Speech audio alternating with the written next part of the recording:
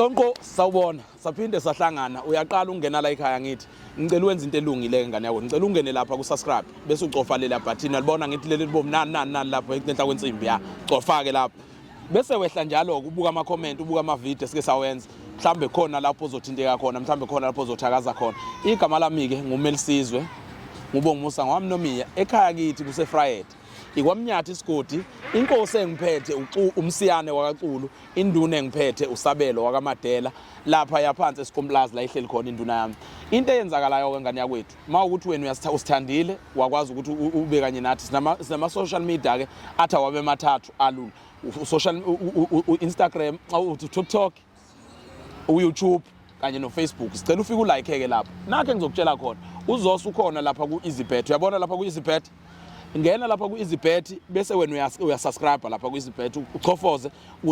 usayine nawe uregister yakho ngesikhathi uregister bazokufunda ubani opromoted bese ufaka ipromo code kaZoso uthi nje ZOSO leyo code izokuthatha njalo ngane yakwethu iyokubeka ekuthenini wenza imali musukuhlala ungabi nayo imali ikhona indlela yokwenza imali wena ukuthi urecharge kuleyo EasyBet yakho bese wena uyaqala uyabheja mawukuthi wazi nebhola ke ngane yakwethu umnandi angithi umnandi uzosiqhatha nje ama team akho uyidlela imali lapha ku EasyBet ungalenzi iphuthu ukushiya ipromo code iZoso igama lami ke mina njengoba ngikachaza ukuthi uMelisizwe ngwamnomiya into esizoyenza ke la unenkosazana ebhalile uyazi ke ukuthi ngiba nemibuzo emibalo engiyibuza ngaphambi kokuthi siqale udaba lwethu ngoba ngifuna ukwazi ukuthi umuntu simthathephi uqhamukephi yipi le social media asifike wasithola kuyona sawubona nkosazana Sawubona baba unjani kodwa ngiyaphila cha inkosazana ngabe uqala kwakho ukusibona wasibona kiphi inkundla wabe mawusubhalela uphendulwe kiphi inkundla la ukwazi ukuphendulwa khona ukuthi uze sizokhuluma udaba lakho obulibhalile ngaqala ukunibona ku YouTube ngibhale kuwo futhi YouTube ngakhona ngathola ke ukuphenduleka ku YouTube nakho ku TikTok benginakho ukubona kodwa nje impendulo ngiyithola ku YouTube asibonga abantu ke bafowethu hambani ku YouTube nisubscribe ukuze khona na uzothola amaphophi nakhona nkosazana kunodaba ofuna uzosixoxela lona nofuna ukuthi siluzwe sibone ukuthi mhlambe siyakwazi ukukusiza njengeZoso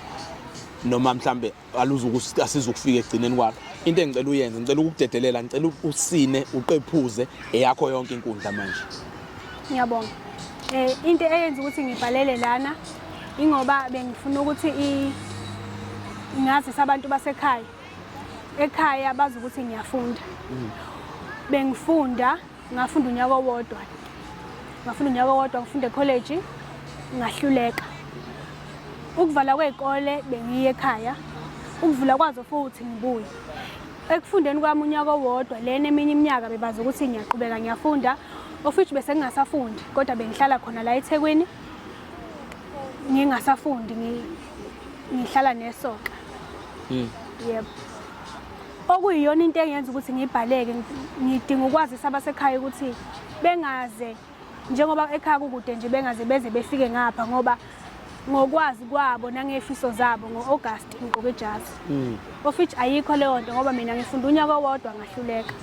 kungekho nokuthi ngingasho ekhaya ngilungiseke leyo mlenze ngoba ecollege khona imali ekhokhwayo since bengifunda ngoNSFAS bazoze bemosha imali bezela into engekho and angikaze ngize ngiqede kwasikole leso kwakunzima nokusho ukuthi ngingaphumela obala ukuthi mina ngifailile ukuphoxa abazali ithemba labo likimi nemali ekumele ngiyikhokhe yesifundo yezifundo engangifailile bengibukela ukuthi izobe siphumaphi ngase ke ngikhetha ukuhlala ke eThekwini ngizama impilo ke nami kodwa nje ngihlala eMjondolwanyane umjondolo engawuthola ngahlala khona nesoka okube kuyilona yonke leminyaka nje ebengikhona ukuphila ngalo futhi ekhaya bebeyifaka imali ngoba bazi ukuthi ngiyafunda beyifaka imali nami ngikhona ukuthi kube khona izinto engizenzayo ngiphinde ngiyibeke futhi le mali ukuthi ake ngiyibekelele mase ngiye ekhaya nami ngizofike ngibajabulise kukhona engibathengele khona engikuvezayo njengengane nje nayo esemazweni elungisela impilo yasekhaya ukuthi kube ngcono kodwa nje inyanga nenyanga bebengayilenza iphutha ngiphinde futhi kube mina ofonayo ukuthi isikole sikakakhokhi into enjalo kuzo zonke lezo zimo abafundi ababhekana nazo ekhaya bebekhona asambeke embukeli siyobuka nalo udaba intokazi le ithi bifunda ekhaya kwazi ukuthi iyafunda isitho lokuthi iqamba amanga sekufika isikhathi sokuthi ke manje ayigraduate phela siyibone iqephuza siyibone namajazi Nkosazana isiphi izathu esikwenze wafuna uqambela abazali bakhe amanga isikhathi esingaka ngonyaka nje lo engayeka ngawo esikoleni ngangitshela ukuthi njengoba ngiyeka ngizothola umsebenzi ngibe ngibambisa mhlambe leso sikhashana ngikwazi ukuraise imali bese ngizokhokhela lezi izifundo engiyifeyilile ngibe ngiqhubeka nofunda okuyinto engigcina ingasenzakanga langa ngoba imali ebengiyikweleta isifundo ngasinye bengikweleta nje imali mana umnyeni wakho osoka lakho lo obuhlala naye uhlulekile nokukulekelela mhlawumbe ukuthi lifike ukwazi ukubuyela uyoqhubeka nezifundo zakho noma naye umuntu obengenathatha intweni akahlulekanga akazamanga futhi into engiyibonile nje ngaye unokuthi uma ngingahamba noma ngiqedele nezifundo zami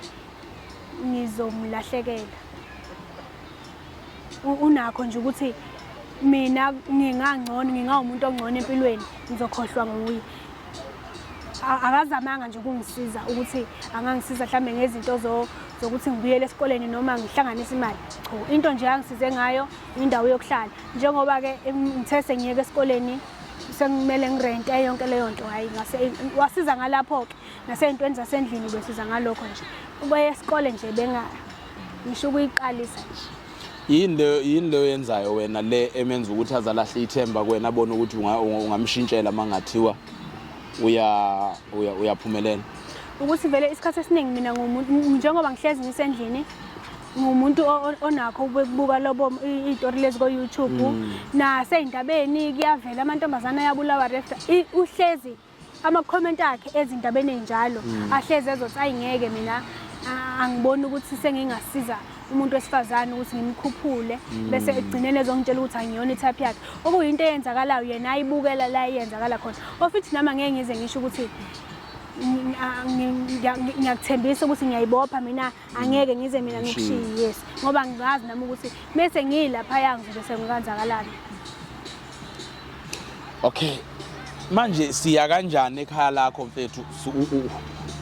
ufithi nokufika utshela abazali ukuthi bewungafundi olalonke imali uzobachazela kanjani ngemali akade beyifaka hey angikho fit ngoba kwakhona ukuthi ngizelana nje ingoba ngizocela khona ukuthi menginga thola indlela yokuthi ifike kuba indaba noma kiwe khona ekhaya ngoba bengingayiyele ekhaya ngifike nje ngiyisho okuyinto enzima engeke ngifike ngihlalisa umama nobaba njengoba kusikule nyanga nje bayabala manje bayahlephula amaviki sekusela amaviki amangaka kusela amaviki amangaka engeke ngikwazi ukuthi ngihambe ngiye ekhaya noma ngithathe nje ucingo ngikhulume nabo ecingweni angiboni ukuthi into engeke ngakhona ukuyenza leyo sinjani isimo sasekhaya abazali bakho abantu vele abafundile noma abazali basendulo laba abangafundanga and two sinjani isimo senhlalo ekhaya bathathe bawumacaphuna kusale noma abantu abangathatha entweni ekhaya asibona amacaphuna kusale ukuthi futhi singabantu abangathatha entweni ngoba ekhaya kunamabhizinisi uma nje unezitoro esezize ziwu2 manje kodwa ke yena umuntu ohlele ekhaya ngokuthi walimali umuntu ohlele ekhaya kunomuntu oqashwayo abantu bahlezi bengahlaliki abantu uhleze ezoganga xoxa umuntu esitoro kodwa nje kunezitoro ekhaya eziwu2 kuyasetshenzwa phinde kuthatha kuyo le mali yasesitoro kufakelwe mina ekhaya asikho isifundiso ekhaya akekho umuntu oke wafunda wagogoda kuthiwa usiyabonga wena ubuzoba ukuqala ngizoba ukuqala ngicabanga ukuthi lokho nako obekubenza ukuthi uma nje ngeke ngafona ngathi ngoba bekuthathwa ngisho yasesitoro thathe yasesitoro ifakelwe mina ngoba nami kuke kwanzima kakhulu leli soka engihleli nalo nje ngilithole after unyaka ngiyekile esikoleni so unyaka wonke anginayo umuntu ozongirentela ukudla yonke lento le okuyilapha engayiqoqa khona ukuthi angifuna umsebenzi ke khona ngizobe ngizama ukubekelela le mali yesikole okuyinto engenzekanga ngoba ekutholeni kwami imali kumele ngirente kumele ngigibele, kumele ngidle, kumele ngizame. Kwagcina nje ingasaphumelelanga nalento yokubeka imali-ke ukuthi ngize ngiyokhokha. Ne-peer pressure phela kubakhaya bazi ukuthi ngiyafunda. Kumele mengehle ekhaya ne-suitcase ney'mpahla zithi yonke leyo nto leyo. Okuyinto engilethela namhlanje angisazi. Abazali bakho uma ungabakho ulinganisa kwi-age group bakiphi i-age group mhlambe 90s 80s 50s 40s yeah. Ubaba kuyena omdala kakhulu ngoba ngiyakhumbula nje last year June zalwa nge-16 June. Last year June wayeshaya u-70 years. Uma yena uno-50 nento ngoba age group yaphi ilabo nje. Yo